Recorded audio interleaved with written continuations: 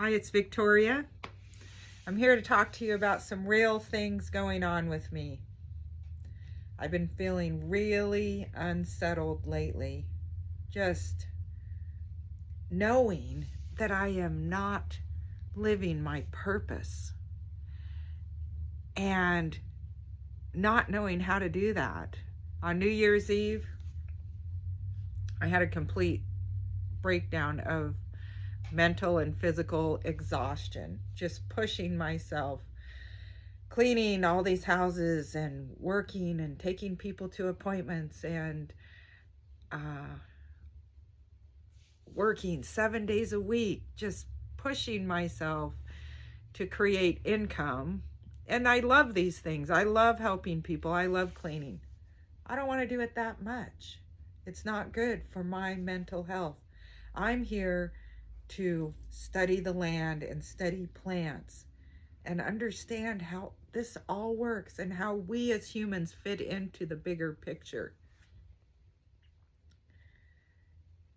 But when I'm working 7 days a week and it's winter and it's darker, but this winter's, there's no snow. There's still these plants that I can be out there looking at and learning about and smelling and touching, and the soil and the landscape and the rocks and all of it. That's my passion. 3 years ago, while I was still living in Texas, I would come to Idaho to visit for a month every summer. And I loved it in Texas. I was so happy in Texas. I lived on 60 acres in the woods. There were so many plants to study, and I learned all of them. And I could tell people, I could take people on tours, which I did, and tell them which plants were which, and which were edible, which were medicinal, which not to eat. But then 3 years ago, when I came to Idaho to visit, I went up to Yellow Pine. They have a harmonica festival once a year in Yellow Pine, Idaho. I was invited to go to, which I went to, and the festival wasn't really my thing. It was more of a drunken, hang out in the mountain, get drunk party. That's not my thing.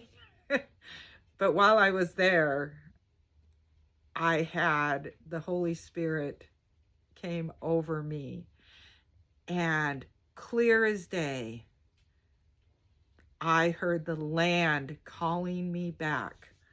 I was to come back to Idaho.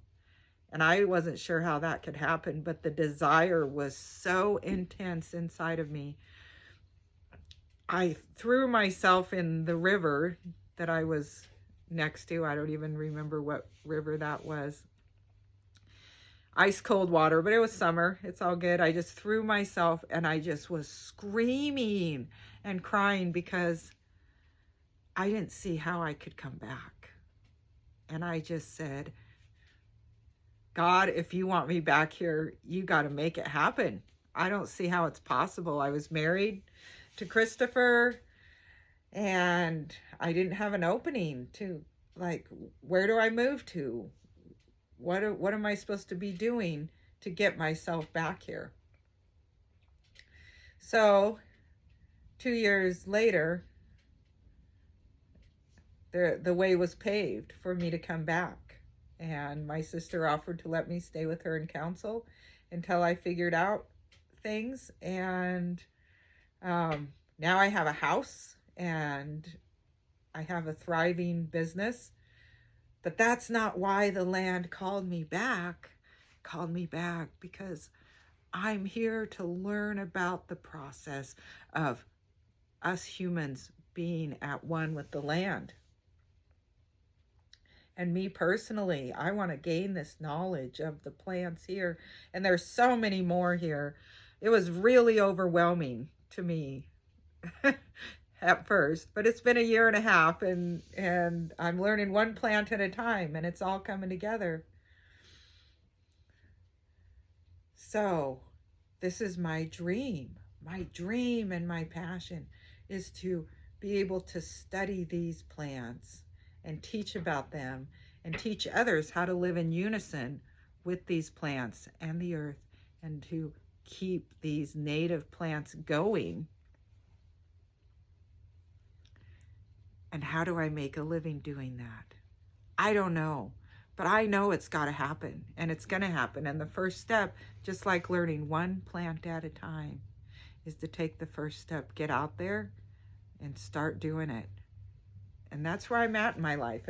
Monday's my birthday. I'm going to be 54, and it's time for a new chapter. I'm happy to still help people. I love helping people, especially older people, keep their house tidy, talk to them, take them to appointments, take them on adventures.